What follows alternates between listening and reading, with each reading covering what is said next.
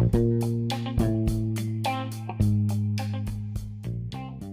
everybody, this is Michael Thurman, your host of Can't Stop Snapping. I just wanted to say thank you again for tuning in. You know, the podcast is doing really well. Just in the first 2 episodes, we broke into the top 100 podcasts in the gaming category on Apple Podcasts, and we're doing really well across all of the podcasting platforms. So thank you for listening.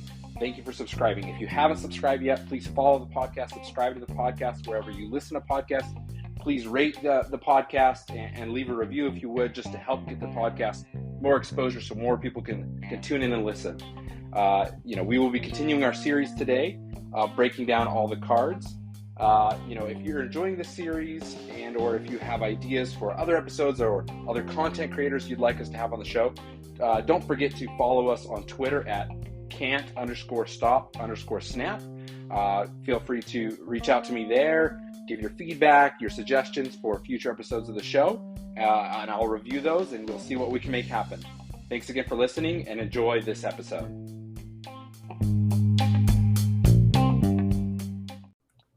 Hey everybody, we are back here with another episode of Can't Stop Snapping.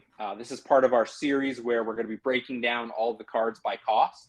So our last episode, we broke down the 1-cost cards, and tonight, we are breaking down the 2-cost cards, and I'm here joined with a guest host, Bynx. Bynx has been creating some content over the last week or so around the game. He's been posting on YouTube. He's been very active in the official Discord, and so Bynx is going to help us break down all the 2-cost cards. Bynx, thanks for joining us. Yeah, thank you, Michael. It was exciting to kind of get recognized as someone who's creating content. It's something I'm working hard on. I was really happy when you reached out. I love talking about this game. It's something that I'm super invested in. I think it's going to absolutely blow up. So yeah, any chance I have to talk about it and meet other people who are interested in it, I jumped on the opportunity. So yeah, thanks for the invite. Yeah, no problem. Hopefully we can have you again on after this. So just kind of kicking off here, before we start to break down the cards, I'd love to just give you a second to give us your impressions, just maybe kind of a couple sentences. How are you feeling about the game? How are you feeling about the community? What's got you so excited? So Marvel Snap is a game that is infinitely complex, it seems, especially with the more detailed and complex cards that they're going to be putting out with later pools, but also incredibly simple at its base level. What I love most about the game is how quick and active the games are. There's never really any downtime, and 3-minute games are a dream to me. I've always been attracted to games, like Rocket League, Pokemon Unite, games that are capped at like small time periods so you can get an intense amount of gameplay in a short amount of time. And the last thing that just gets me unbelievably excited about the game is the artwork.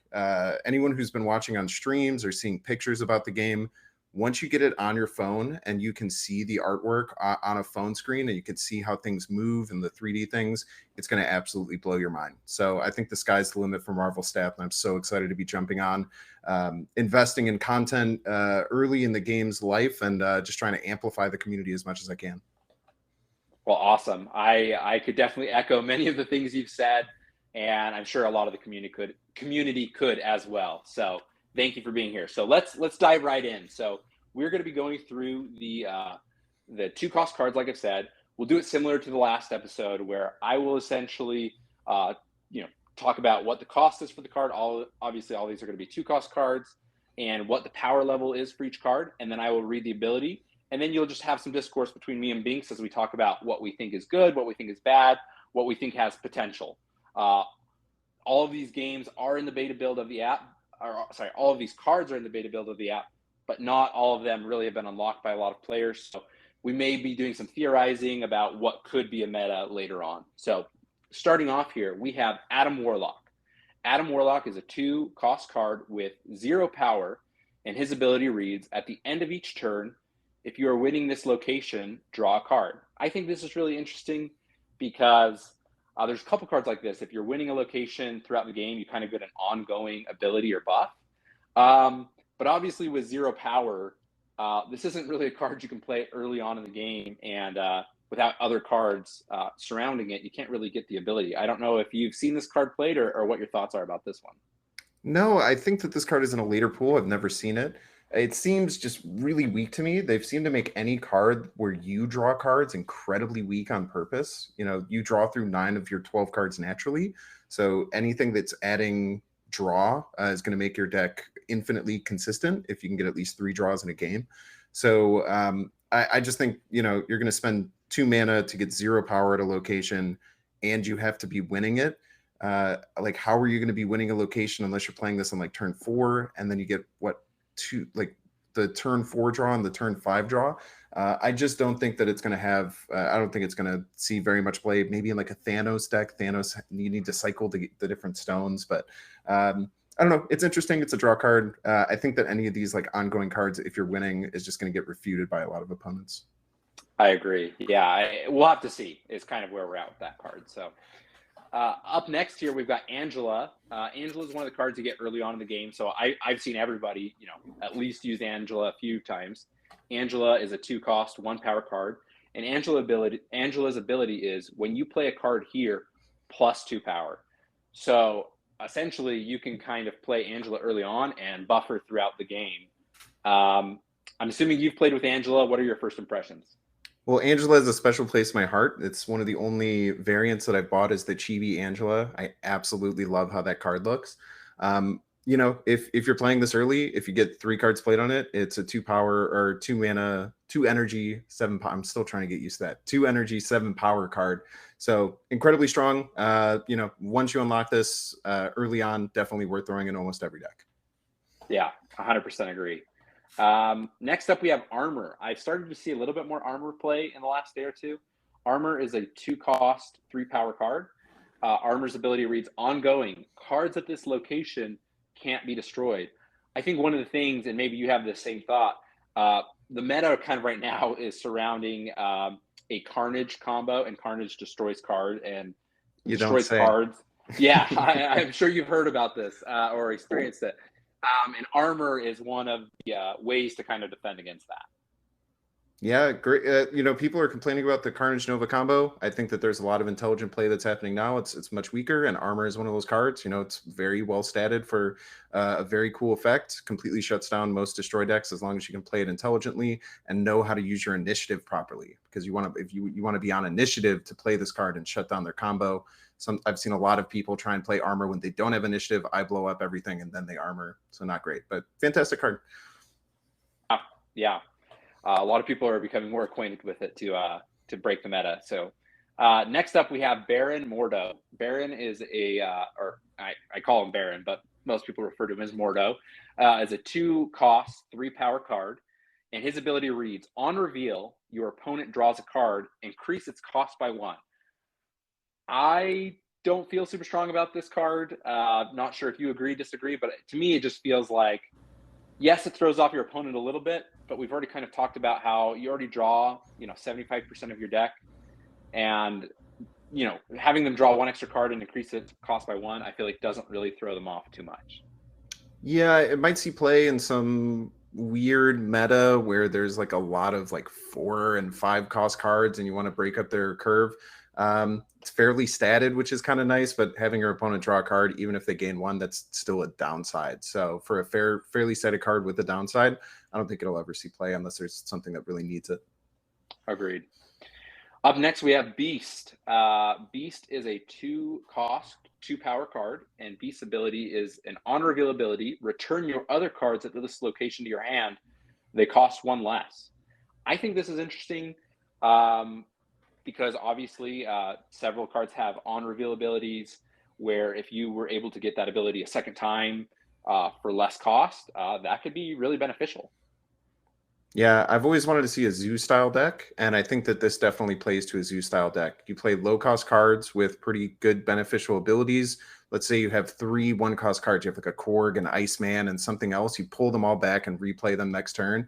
Just keep freezing your opponent up. I think this will definitely see play in a Zoo-style deck, and I'm so excited to get my hands on it.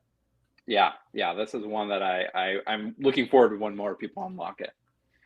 Up next, we have Black Widow. Black Widow is a 2-cost, 1 power card, and her ability reads, on reveal, add a Widow's Bite to your opponent's hand. Now, the Widow's Bite is a 0-cost, 0 power card, and its ability reads, while this is in your hand, cards in your deck cannot be drawn. So really with Black Widow, you can, depending on when you play it, you can really just kind of lock up your opponent for a turn or two, right? Assuming they're going to want to get it out of their hand soon, but that also plugs up a location on their board. So to me, this is one of the cards where you can really throw off your opponent compared to some of the other ones. Yeah, it's kind of like you force them to draw a 0-cost rock is kind of how I feel it, but you have to play the rock. So with 2 power for 1 energy, or 1 power for 1 energy, or 2 energy, it's hard to want to put this. But I mean, you play this turn 5 and your opponent's expecting to draw America Chavez. No, you're not drawing America Chavez. You're having this 0 power card in your hand. So I think that this can definitely see play. I've been doing like a tech style deck right now, actually right before we started talking, where you're just trying to plug up and jam your opponent with like all sorts of different things. So I think that this could definitely see play in a deck like that. And if the meta allows it, denying draw is really strong. Yeah, it's one of those decks where you may have your opponents retreating more often than not. Yeah. Okay, up next, we've got Bucky Barnes. Bucky is a 2-cost, 1 power card, so similar stat line. And his ability reads, when this is destroyed, create the Winter Soldier in its place. So the Winter Soldier is a 2-cost, 6 power card. So obviously, this plays into the kind of the destroy archetype. You're wanting to destroy your cards and be able to leave a much buffed, more buffed and better card in its place. Have you seen this on a lot of the destroy decks? Have you seen people unlock this card yet? I was playing this card today. I think it's awesome. really good. It's like Wolverine is played in a lot of those decks, and it kind of is similar to Wolverine, where like you can play it somewhere and your Carnage will still get the buff, but it will stay alive. But it's more consistent because it doesn't move to a random location. It stays right where it's at. So I think that this is really good in any destroy style deck, but it does have a low floor because if you can't blow it up, it's a 2 energy, 1 power, which is going to hurt. Yeah. I mean, unless you're guaranteed to be able to do some destroying during the game, you really don't want to have this in your hand. Continuing on, we have Cable. This is another one you kind of get early on. A lot of people played with. It is a 2-cost, 2 power card, and the ability reads, on reveal, put the bottom card of your opponent's deck into your hand. So this is kind of the first one we've talked about where maybe you're getting a little insight into the kind of, deck your opponent is playing. Obviously, you get the card, but you can maybe see what strategy they're going for, which could lend to how you play some of the later turns of the game. Yeah, it goes in collector decks because you can pull cards from their deck. It's kind of like a Mantis, but it costs 1 more and has the same amount of power, but it's always consistent. I see too many people playing this. I don't think it's strong enough to really be seeing play unless you're trying to utilize it for some collector style deck. But I think it's okay, like getting some information, withholding a card from your opponent. It could be all right, but I think it's middling. Yeah, I think it's one of maybe those cards that people put it in at first when they're starting off in the game, and maybe they just kind of forget to pull it out until later. But yeah, I agree with you. I don't think this will see a lot of play long term. Okay, I don't know if you've heard of this card, Carnage. Carnage is a 2-cost, 2 power card. There's a lot of talk about this card right now. It's one of the first cards people are saying this, combined with Nova, should they be nerfed or should there be changes made? Carnage is a 2-cost, 2 power card, and the ability reads, on reveal, destroy your other card's gear. Plus 2 power for each destroyed. Tell me, is this a card you hate, a card you love? What's your thought? If Nova was removed from the game, Carnage would still be a good card. That's how good it is. Carnage helps against raptors that get thrown onto your deck from Savage Lands, -2 power ninjas from Shadowlands, any of the squirrels that you might make. It's going to create board space for you, create a powerful minion. The only downside is like if cards get randomly pulled onto the field, sometimes Carnage will ruin your game plan, but Carnage is incredible. Probably the best. Other than Nova, I think it's the second best card in the game. Yeah, it's kind of crazy. I'm interested to see how things unfold as more cards are added and if there's a change made to this. I don't think there will be, just because I feel like there's so much we haven't seen and there's so much hasn't been experimented with yet. But it'll be interesting to see. Yeah, if you're going to nerf something, I think you nerf Nova as opposed to Carnage. Like it's Nova that makes it over the top busted, but I think it's just a very strong card without Nova. Agreed. It is that combo where Nova as a 1-cost card really can make the difference at the end. Up next, we have Cloak. So Cloak, and a little bit later, we'll talk about Dagger. They kind of go together with their abilities. Cloak is a 2-cost 4-power card. So one of the higher ones we've seen thus far. His ability reads, on reveal, next turn, both players can move cards to this location. I think there's kind of two pieces to this. Obviously, this works with kind of move decks where you're trying to buff cards by moving them or some of the other abilities. But also, it may give you some information about what your opponent may do. You can kind of theorize of what they're going to move, what's going to open up for them, etc. What's your thoughts on Cloak?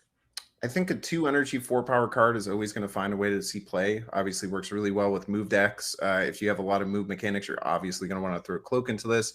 And what's really great about it is that it's a 2-energy 4-power with a, kind of mirrored effect that you know what's going to happen. So you kind of get a better advantage out of it. So I just think that this is a fantastic card. I can't wait to unlock it.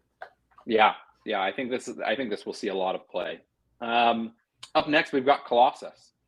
Another one I think everybody's been playing with. Obviously, a lot of these cards you unlock early on. Everybody unlocks them. So I've seen, Colossus in a lot of streams. Colossus is a 2-cost 3-power card, and Colossus's ability reads, ongoing, can't be destroyed or moved. Do you have any thoughts or feelings about Colossus and its ability?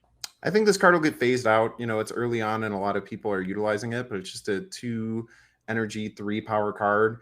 Seems kind of middling. You don't get any advantages from Carnage when playing on it. It's kind of nice if you're using the Deathlock as well, because it's something that you can fill a space in and not worry about getting Deathlocking it. Could see play in Destroy decks eventually, but I think as people unlock more cards, this card will phase out. Yeah, that makes a lot of sense. I don't think it will last unless somehow it builds into some other strategy later on.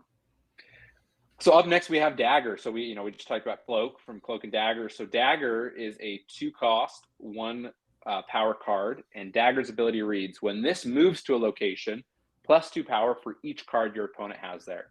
So obviously, best case scenario, your opponent has 4 cards there. And if that's the case, this becomes a 2-cost 9-power card if you can move it.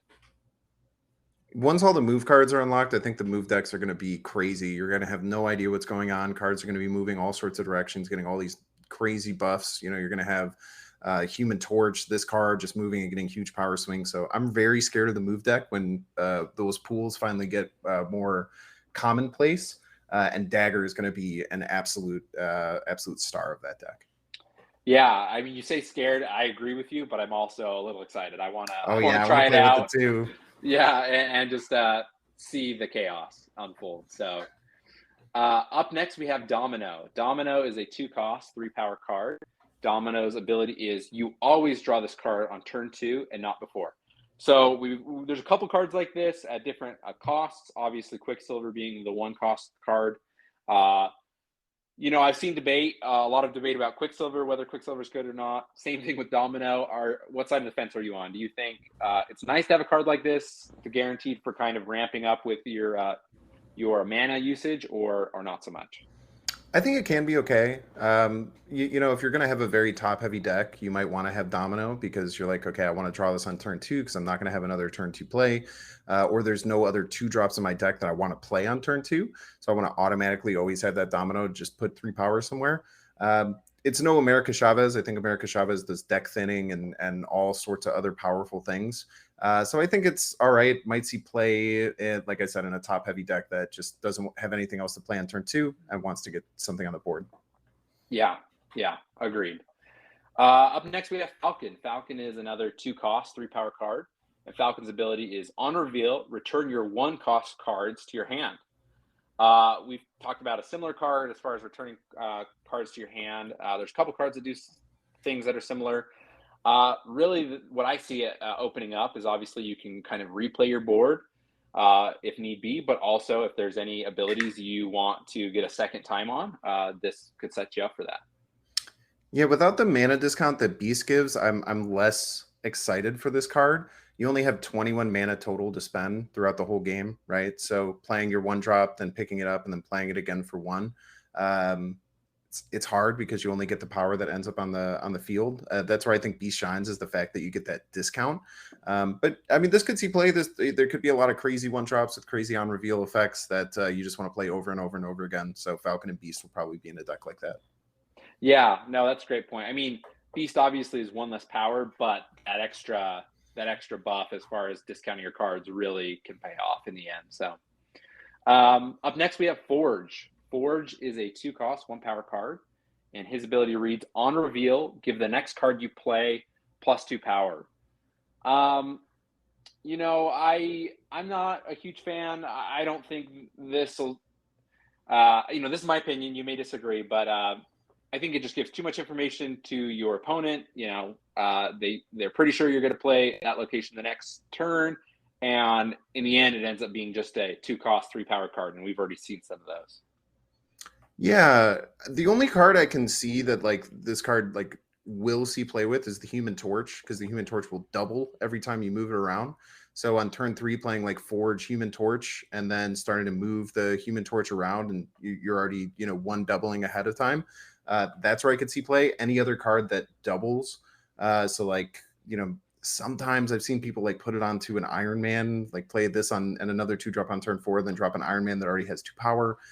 So unless there's some doubling factor, maybe like Brood, the card that makes like 2 copies of itself, or Mr. Sinister. But I see this card a lot and I'm never scared by it, and I don't think people use it right. Yeah, that's a good point. And I actually realized I totally misread this. I've obviously seen people play with it. I was thinking the power got added to Forge. It obviously says give the next card you play +2 power, which definitely opens up the possibility. It's so middling, you haven't even been able to pay attention to what it does. That's kind of all you know about the card. Yeah, I'm like, okay, like it buffs, right? Like I've seen people play it, and it does open it up a little bit more, but I guess we'll just have to see how well it plays with other cards. So up next here we have Goose. Goose is a 2-cost, 2-power card, and Goose's ability reads: ongoing. Nobody can play 4, 5, or 6 cards. Nobody can play 4, 5, or 6 cost cards at this location. So really, I mean, if you're playing, you know, a deck with a lot of small cost cards, there's a lot of decks that obviously have some great 5 and 6 cost cards there. You can really lock your opponent down with this card. Yeah, it's weird. I mean, it's just a cat, right? I don't know what Goose is in lore, but the picture is just a cat hanging out. So I've always been confused by that. But again, this could probably go in some kind of Zoo style deck that's playing a lot of high power 1, 2, and 3 cost cards. You have maybe 1, 4, or 5 cost card. Maybe you Moon Girl this and you lock down 2 locations. And if your opponent has like big cards that they want to play there, they're just out of luck. So I could see this getting played. I could definitely see this getting played in like a competitive format where you're planning against certain decks as opposed to on the ladder. Yeah, that is a great point, because then you can kind of know how to best use it. Up next, we have Hazmat. Hazmat is a 2-cost, 1-power card, and Hazmat's ability is: on reveal, give all other cards -1 power. Obviously, that affects your opponent. It also affects you. I haven't really seen a lot of people unlock or play with this card yet. I don't know if you have, but I don't know. I don't really have a formed opinion about Hazmat yet. Same. Counter to a Swarm style deck, if you're just trying to play very large cards, maybe you throw a Hazmat in. Like if your opponent has like if you have, let's say, 3 cards and your opponent has 8 cards on the field, right? You know, this gives you 1 power and it subtracts 5 net power from your opponent. So could be some anti-swarm technology. I don't know how you would utilize it, but it's very interesting, very cool card design. Yeah, we will see. Hellcow is up next. Hellcow, I love the menacing very spooky bull look. Hellcow is a 2-cost, 6-power card, so probably the strongest one we've looked at thus far. And Hellcow's ability is: on reveal, discard 2 cards from your hand. A lot of upside here in my mind. I mean, it's a high power card, and if you're playing a deck with a discard synergy, I just don't see a negative here personally. You know, obviously it's randomized. I believe the discard, the 2 cards from your hand, but I see a lot of positive here. If you're playing a top decking style deck where you just want no cards in your hand, this isn't too bad. 2 cards is a lot. The only time I've ever played this card was like a random 10 card location game, and I moon girled it. And then on turn 6, I played another 2-drop and 2 of these, and I blew out my opponent. So I have good feelings for Hellcow. Definitely think that there's some ways that you can make it work, but kind of wild. Huge drawback to discard 2 cards. You basically get rid of your whole hand. Yeah, I mean, you're getting rid of all, like 15% of your You don't want to play this really. on turn 2, because if you play this on turn 2, you just have you're just top decking the rest of the game, right? So maybe it's in a deck where you do that, you moon girl it, and then you play 2 of them on at the end of the game, and no one expects 12 power plus 2 extra energy to do whatever you want. So I don't know. I mean, this card definitely has some potential. Yeah, but you did point out some good downsides. So up next, Invisible Woman. I think this is a very interesting card that plays into the kind of the what am I thinking? The bluffing that kind of goes with Marvel Snap. There's bluffing with the cards, the abilities, but also with the snapping, right? And so this just kind of plays into messing with your opponent. So Invisible Woman is a 2-cost, 2-power card, and her ability is ongoing. Cards you play here are not revealed until the end of the game, or until the game ends. And so obviously that keeps part of your strategy hidden from your opponent. But obviously, for good or for bad, any on-reveal abilities you may be wanting to use won't activate until the last turn. Yeah, this card's weird. I mean, it's similar to that location, the Dark Dimension, which is one of my favorite locations. It makes the game, you have no idea what's going to happen until turn 6, right?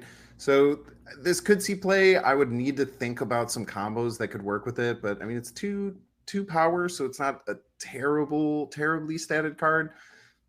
I don't know. I don't have much of an opinion on it. I wouldn't be scared of it if I saw someone play it, though. Like, they're putting 2 energy into cloaking their location. Who knows? Yeah, it'll be interesting. I mean, if there's on-reveal abilities that maybe really benefit from being played on the last turn, and you can save those up. I don't know. We'll just have to see how that plays into strategy. Up next, we have Craven. Craven the Hunter. So Craven is a 2-cost, 2-power card, and his ability reads: when you move a card here, this gets 1 power. We've already seen some move synergy cards, and this just plays into that archetype really well.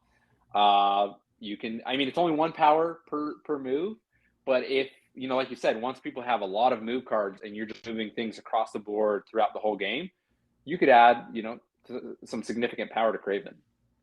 Yeah, we'll have to see how all the move cards play together. I almost see this card not finding play in a move style deck. It just doesn't seem to be as wildly powerful as some of the other move cards, but maybe it's just good enough that on average you're going to get it to be a 2-4, or because you really want it to be a 2-4 to feel like it's worth it to be playing it. So you need to move 2 cards to that location. So if that's happening fairly consistently, or 2.5 or 3 times per game on average, then it's definitely going to be worth it to throw down as an early drop that you don't have to like plan ahead for. Yeah, exactly. I agree. I think we'll have to see. I mean, I love talking about these cards, but I'm just very interested to see how there's so much we still don't know about how this will all play together. So up next, we have Lady Sif. Lady Sif is a 2-cost, 4-power card, and her ability is on reveal, discard the highest cost card from your hand. What are your thoughts here? Apocalypse's best friend. This is the whole reason Apocalypse decks can work, in my opinion. So if you're going to have a discard deck with the early cards, throw Lady Sif in, throw Apocalypse in, have a ball. Doesn't seem that strong. I mean, just being able to play a big card on 6 that you have to set up doesn't really seem like it's worth it from what I've played. But, I mean, it's 2 energy, 4 power. Any discard deck, especially a targeted discard deck, is going to love this card. Yeah. Up next here, we have a card that I don't think is very good, and I think most people would agree. It's bait. Yeah. I mean, that is fair. Lizard is a 2-cost, 4-power card. His ability is ongoing, -3 power if your opponent has 4 cards here. So you play him normally earlier in the game. He's a 2/4 cost. 2 cost, 4 power, which is pretty decent. And beginning of the game, you're going to get that power, but obviously as the game goes on, like you say, the upside, I guess, is that you're kind of baiting your opponent to play there. They want to max it out, so you lose 3 power. So it does kind of manipulate maybe what your opponent's going for. I guess I just haven't seen it very successful. Maybe the concept's there, but I thus far haven't seen it really shift the tide. Yeah, the upside is getting a 2 energy 4 power card. There's plenty of other cards where you can get it to that and much surpass it.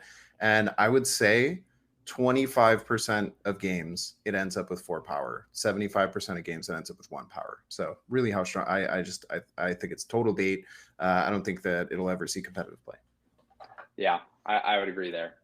Up next, we have Medusa. Medusa is one of the very first cards you unlock. It helps teach you the upgrade mechanic of upgrading cards and their visual effects. So everybody's very familiar with Medusa's wavy hair and this card. So Medusa is a 2-cost, 2-power card, and Medusa's ability is on reveal if this is at the middle location plus 2 power. So usually you're able to play this in the middle location. So really, in the end, you're ending up with a 2-cost 4-power card.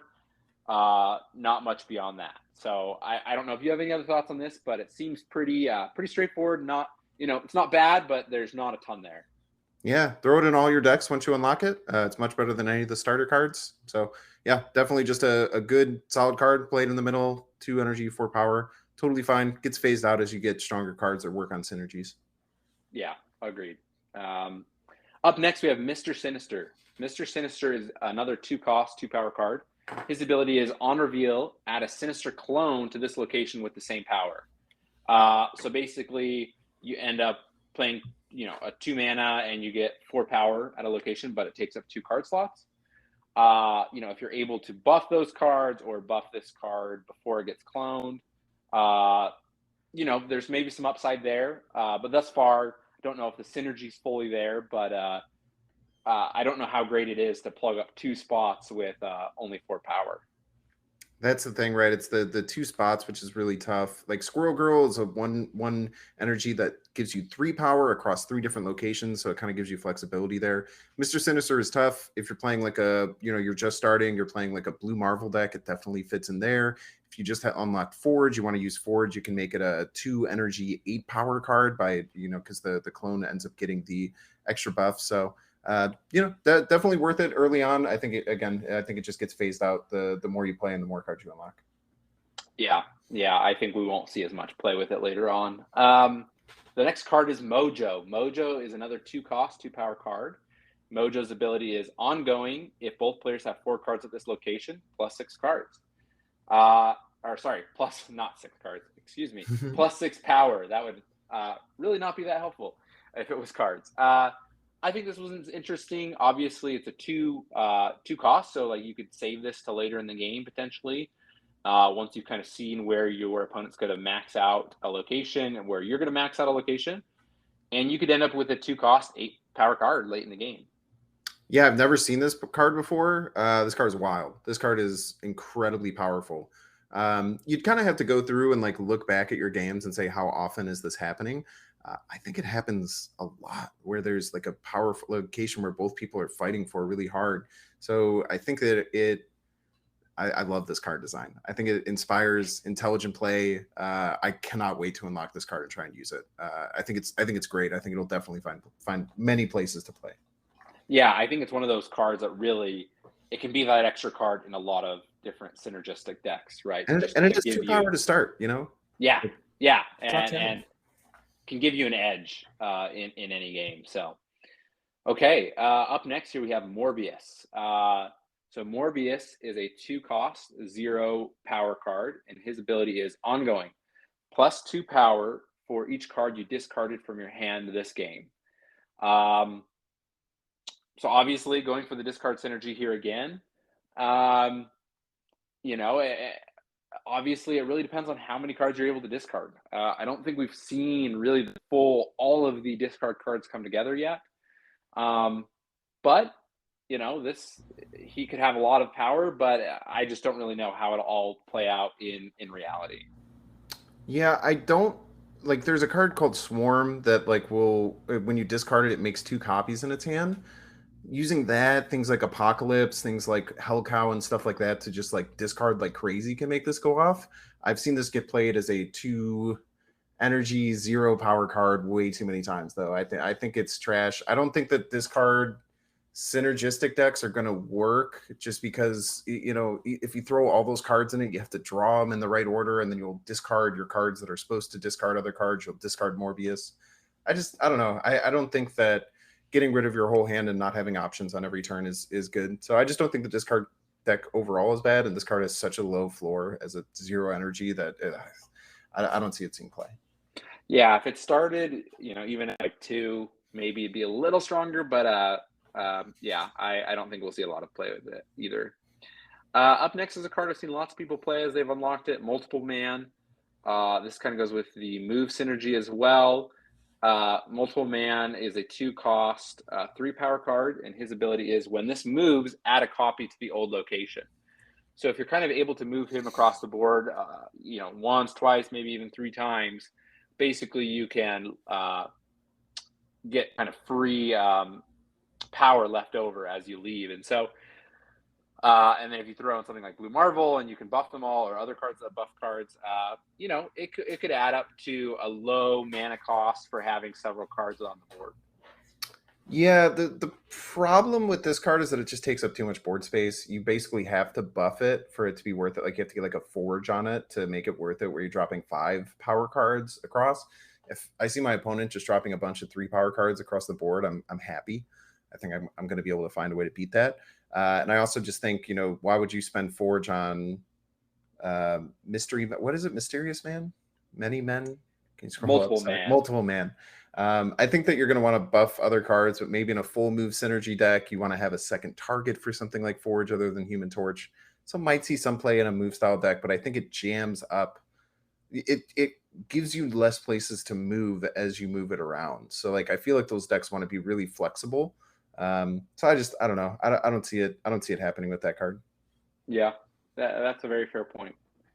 Up next is Mysterio. Mysterio is one of the first cards we saw kind of in the reveal videos and gameplay explanations, and I think his ability is very interesting. Mysterio is a 2-cost, 5-power card, very powerful, but his ability is very interesting. So as you play this card, or as you play this, play illusions to other locations. Disguise this as an illusion until the game ends. So an illusion, you know, it looks like the Mysterio art, but it's a 2-cost, 0-power card. So essentially, your opponent doesn't know where the real Mysterio is until the end of the game. So you know, they're trying to figure out where the real location is. Basically, you're going to pop up with an extra 5 power somewhere at the end of the game. I don't know if it's that great, but I do think it's an interesting mechanic, and it's a unique card for sure. Yeah, like the closest comparison is Squirrel Girl, right? Like you're putting something on all 3 locations. So like a swarm style deck, something that's going to like Nova Carnage your board, you know, like you can use the 0-power illusions as Carnage food. So I could see it getting played in like a swarm style Nova Carnage deck. Because like they're not going to know where you're going to Nova Carnage because they don't know where the real Mysterio is. But I mean, 2 energy for 5 power somewhere is really strong, but it just depends if board space is going to be too much of an issue or if the deck can handle having that much board space loss. Yeah. Up next, we have Okoye, and I think her ability is powerful. I think obviously it depends on when you play it, but she is a 2-cost, 1-power card. Her ability is on reveal, give every card in your deck plus 2 power. What is your impression? I've tried Okoye a couple of times. I mean, realistically, if you play 2 of the cards that Okoye buffs, you're gonna get your your investment back. Again, cards that double. So like throwing this in like that move deck with like Human Torch that doubles, throwing this and then catching an Iron Man that already has 2 power base is pretty darn good. So I think it could see play. I don't know if buffing your deck is going to be that strong because you have to play it on turn 2. Then you draw 4 cards that get the buff. You have to play all 4 of those cards. It could work. It could work in like a beast style deck. Maybe you like play this and then next turn you beast it and play it again and then you draw some crazy cards. I don't know. I want to test it more, but it seems okay. Yeah, I haven't seen a ton of people playing it after they've unlocked it, but I think there could be some combos here later on. Yeah, imagine playing it with Mysterio, right? Like, yeah. Do each of the illusions get +2? I don't know. We'll just have to see how it interacts with some of those cards. Yeah. Up next, we have Psylocke. So she is a 2-cost, 1-power card. Her ability is on reveal, and next turn you get 1+ energy. I'm a little torn. I mean, 1 energy doesn't sound like a lot, but where you in a game where you only have 6 turns, right? And if you play this in the game, in some of the later turns, and this could really be the difference between playing, 1 or 2 cards on turn 6 or something like that. And so really could open up some possibilities, but it obviously depends on drawing, being able to play her at the right time, etc., and having the right cards to utilize the extra energy. Yeah, this might be the first example of ramp that I've seen as far as a card goes. This card was announced pretty early on. I think it'll absolutely see play. If not that much on ladder, in competitive decks, this will absolutely see play. Ramp is super valuable. Being able to play a 5-drop on turn 4. There's so many applications for this card, so I absolutely think it'll see play. Yeah, I mean, there are some locations that obviously lend themselves to ramp that either lower the cost of your cards or give you extra energy. And I've seen games where both of those are in the match at the same time, and it can get kind of crazy, right? You can just play so many more cards and just ramp up so fast. So, yeah, Run out of board spots so fast. I have so many things I want to play. I don't know what to do. Yeah. So it'll be interesting to see, what other ramp comes in after Psylocke. So up next we have Quake. Quake is a 2-cost, 3-power card. Quake's ability, on reveal, if this is at the middle location, swap the positions of each location. So you have 3 locations on the board. If you play Quake in the middle and reveal it, all of those are going to switch spots. Obviously, there's a little RNG there because you don't know which one's going to go to which spot. And well, I think of each. Yeah, you're right. Of each location, I was thinking that it would split the right and the left, so it swaps everything. Yeah, this card's garbage. This is just shocker. Yeah. This is just shocker. We're almost a shocker, and I'll have lots of thoughts there. No, I just feel like I don't know when this ever can really play into a constant strategy that's going to work every time, right? It's really RNG dependent, and I just don't feel like you can build off it. Up next, we have Sentinel. Sentinel is one of the first cards everybody unlocks. So everybody's played Sentinel. Everybody's upgrading Sentinel. Sentinel is a 2-cost, 3-power card. And Sentinel's ability is on reveal, add another Sentinel to your hand. I've seen some people love this card. Some people say it's trash.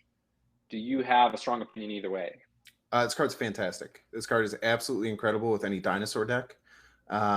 This card, if you're playing a really low curve deck, this card gives you refill. It's one of the best cards in the game. Awesome. Strong opinion. I like that. Yeah, I think it's good. I've seen a lot of people have success with it.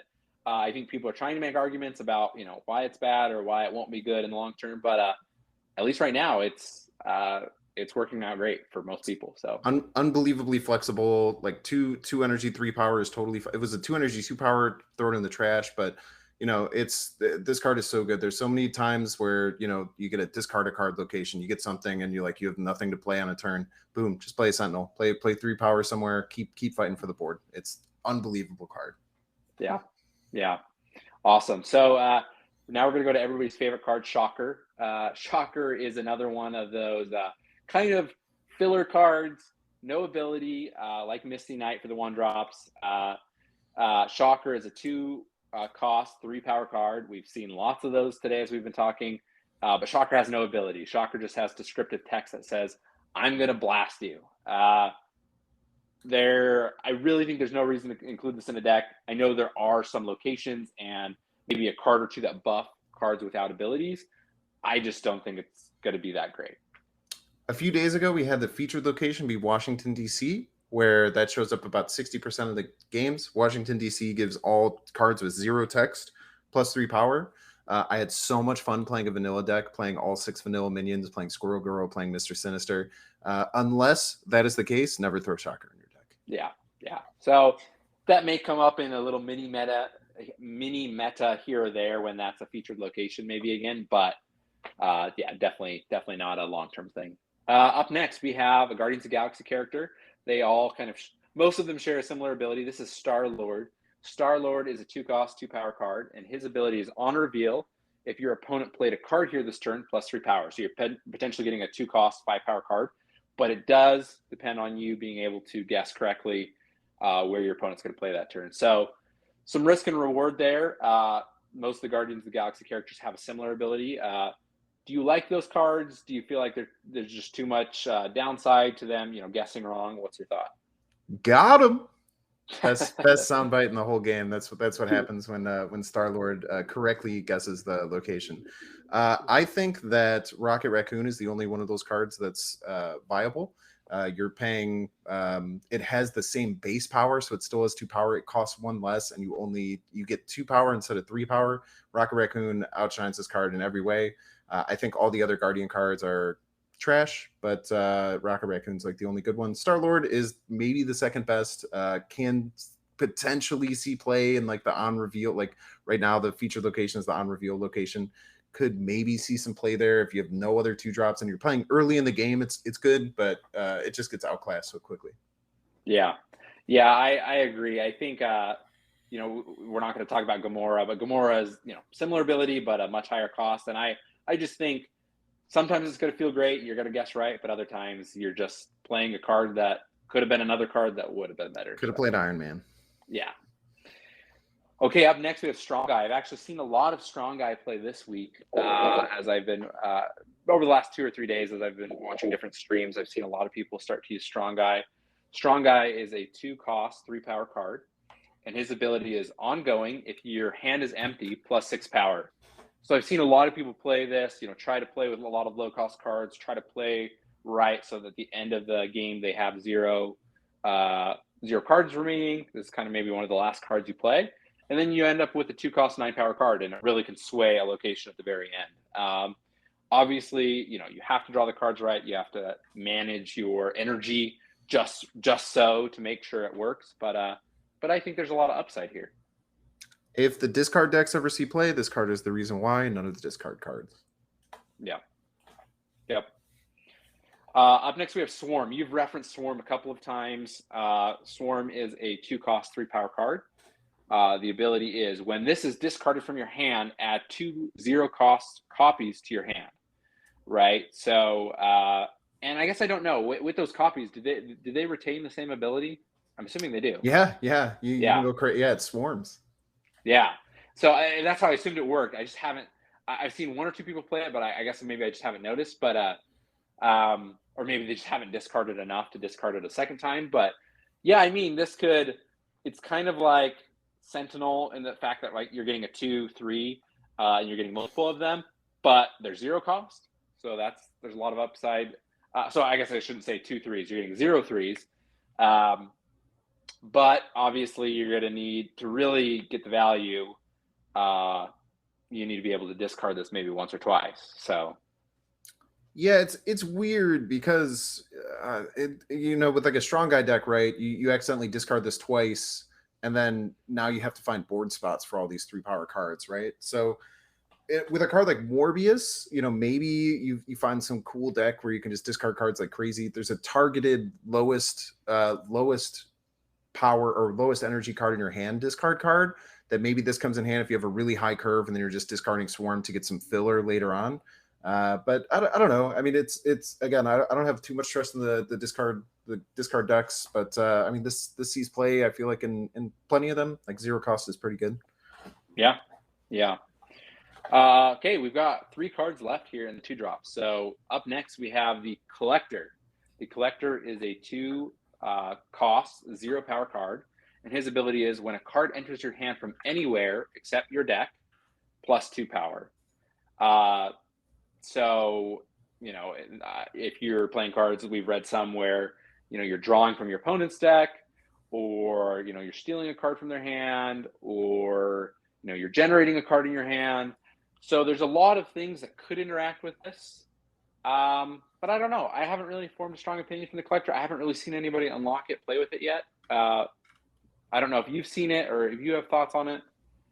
Yeah, I don't know how you make this card work. You're just adding random cards or your opponent's cards to your hand. And like maybe you can do some crazy things to get this to pop off. I've never seen someone pull it off in a game. I have the Collector and just I don't want to play a deck with like Cable and Mantis just to get +2s on this. Like you're already with a lot of those cards paying a premium as far as power goes to play them. So just getting the 2 here on the Collector if you can play it on turn 2. I don't know. Maybe there will be a deck that can make this work, and this is like a powerful engine for it. But overall, I just think it's an okay, unique card. Maybe you can meme with it. Yeah. We'll see what the synergies are later on, but for right now, not too great in my mind. Up next, we have Viper. Viper, she is a 2-cost, 3-power card. Her ability reads, on reveal, your opponent gains control of one of your other cards at this location. So, you know, I think this is random as well. So, you know, there are sometimes cards that, you know, you could play that could then be flipped to your opponent's side of the board and maybe lock them down or provide them with a negative effect. But obviously, you're going to want to make sure that's the only card you're kind of syncing this up with. I think there's some limitations to it. Not sure if you've played it yet, but I don't know. What are your thoughts? You could like Squirrel Girl and then this, and then like try and jam up one of your opponent's board spaces. I think it's very unique. Like all the Goblin cards and like this card are kind of cool to like put things onto the other side of the board. You know, if your opponent like quickly plays 3 cards out somewhere and wants to play a Wolfbane there, you can try it. But the problem with cards like that is that let's say they have 3 cards at a location, you want to try and use this. Whether you have initiative or they have initiative, if they play a card in that spot, you're not going to be able to move the card over. So it could just be a 2-power, 2 energy, 3 power. Interesting card. I hope it sees play. I can see this seeing play in more of a competitive format rather than ladder, to be like kind of a disruption style card, but very good card design. Yeah, I do like that kind of being able to interact with the other side of the board, right? So can definitely kind of throw somebody's strategy off. And this is up next. This is the last 2-drop card. Wolverine. Wolverine is a 2-cost, 3-power card, and his ability is when this card is discarded or destroyed, play it at a random location. So essentially, you know, this can act as discard or destroy fodder, right? You know, you can play it or have it in your hand knowing that it's okay because you're going to be able to get it on the board for free, essentially. You know, 3-power, nothing too crazy. We've seen a lot of 3-power cards. Doesn't buff itself. So I don't know. Do you have strong feelings either way about Wolverine at this point? The randomness is really hard because you can lock down a location and lose the game right on the spot if you destroy a Wolverine or discard a Wolverine. You know, you have to really be thinking, you know, is it worth it? I've had games where I've had Wolverine in my deck and then just never have been able to play it because I'm like, I'll lose if I play this and it drops in the wrong spot. The problem with it is that, you know, it kind of fits in a discard or a destroy deck. But if you're going to do a discard focused deck, there's better cards suited for that. Like Swarm is a much better suited card for this because then you get to pick, you have 2 ones that you can play wherever you want. If you're going to play it in a destroy style deck, there's cards like Bucky Barnes that are just like almost purely better from a consistency standpoint. But early on, when you're trying to discard destroy cards, definitely worth slotting into those decks before you unlock some of those like stronger, more complex cards. Yeah, no, that's a very good opinion. That makes a lot of sense to me, and I think that Wolverine only goes so far in the kind of the discard archetype. So, well, that is all of the that's all the 2-cost cards. So, Bynx, this has been awesome. I appreciate you doing this. Before we kind of end here, you know, we've talked about a lot of cards here. We've talked a lot about different strategies, different parts of the meta right now, what could be the meta in the future. But I'd love to hear, just out of all the cards we looked at, what is your favorite 2-cost card? And that can be because of obviously some of the strategy we've talked about, could be just because of the art or because you just really like the character in the Marvel universe. But what's your favorite 2-drop card right now? Yeah, so I'll kind of give 3. I'll give like my personal favorite just based on like art and everything, and that's going to be my Chibi Angela. It's just amazing looking. It's one of the variants for Angela. It was the very first one I ever bought. I have it up to legendary. I'm about to get it to ultra legendary. Just absolutely looks beautiful. I love playing it, and it's a strong card. For card that I'm most excited to unlock that I actually had never seen until today would be that Mojo card. I think that card is awesome. That card is so interesting, and like that card can cause so many mind games if it starts flooding the meta of like, do I want to fill this location in case they drop a Mojo? What am I going to do? And then as far as card, like from a flavor perspective, I think Bucky Barnes is an incredibly flavored card. You have this little tiny 1 energy Bucky Barnes, then it gets destroyed. It comes back as the terrifying 6 power Winter Soldier. So those would say they're kind of my top 3. Awesome. No, I liked kind of the coverage of the different areas that you're excited about with these different cards. So Bynx, I just want to say again, thank you for being on. Before we end the episode here, I would just be remiss if I didn't ask you to just tell the listeners where they can find you, where they can follow you, what content you're working on right now, and how they can join your community. Yeah, thanks so much, Michael. Thanks for having me on again. Really awesome to kind of get this opportunity and to meet you and to get an awesome hour-long conversation with you. This was great.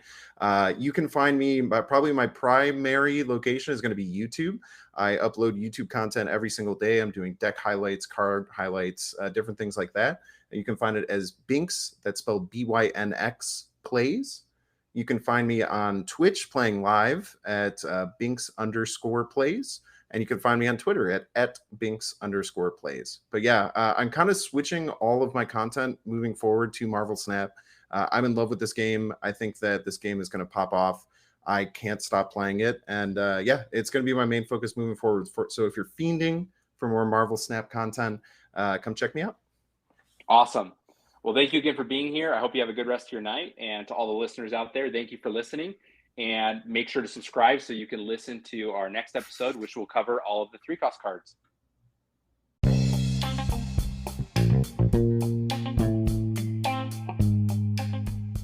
Hey everybody, I wanted to jump in here for just a second to tell you about Anchor.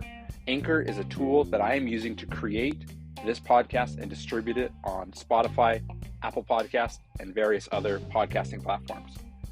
Anchor is an app you can download for free on the App Store and use to record, edit, add sound effects, etc., and distribute your podcast. I chose to use it because it was very simple to get up and going quickly, and it was free to use. If you have a podcast idea that you've been throwing around in your mind and you'd like to get out there, make sure to download the Anchor app or go to anchor.fm to get started and create your podcast today.